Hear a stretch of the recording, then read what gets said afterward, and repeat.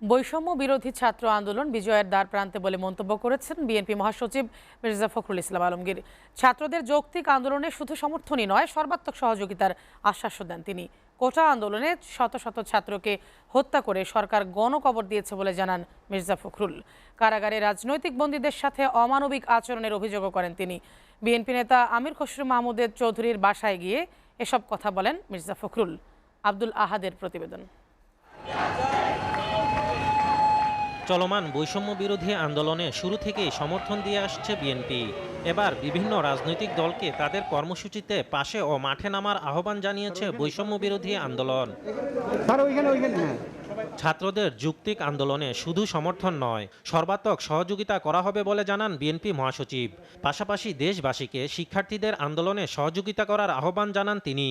আজকে এই ভয়াবহ দানবীয় যে ফ্যাসিস্ট সরকার, তারা যেভাবে হত্যা করেছে আমাদের সন্তানদেরকে, এটা অবর্ণনীয়, ভাষায় বর্ণনা করা যায় না। শত শত ছাত্রকে তারা হত্যা করেছে।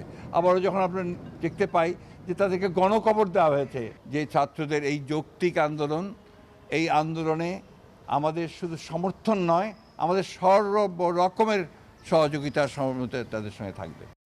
তিনি জানান, কারাগারে বন্দী বিএনপি নেতাকর্মীদের সঙ্গে তাদের পরিবারের সদস্যদের দেখা করতে দেয়া হচ্ছে না।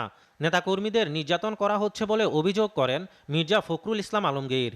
পরিবারের কোনো যোগাযোগ নেই, তারা কোনো কিছু পাঠাতে পারছেন না বা তারা কোনো যোগাযোগই করতে পারছেন না। টোটালি আপনার আইসোলেটেড বলা যায় আর কি। এবং এটা কখনোই গ্রহণযোগ্য না। এটা জেল কোর্টের বাইরেও বটে। এবং তার যে অসুস্থ মানুষ, বয়স্ক মানুষ, খান ভাই, খসরু ভাই দুজনেরই। আমি আপনাদের মাধ্যমে যেটা জেল কর্তৃপক্ষকে বলতে চাই যে এই অমানবিক কাজগুলো এই মুহূর্তে করবেন না। কারাগারে আটক বিএনপির স্থায়ী কমিটির সদস্য নজরুল ইসলাম খান ও আমির খসরু মাহমুদ চৌধুরীর পরিবারের সঙ্গে সাক্ষাৎ শেষে এসব কথা বলেন বিএনপি মহাসচিব মির্জা ফখরুল ইসলাম আলমগীর। যৌক্তিক আন্দোলনে সকলের সর্বাত্মক সহযোগিতা প্রদান করা।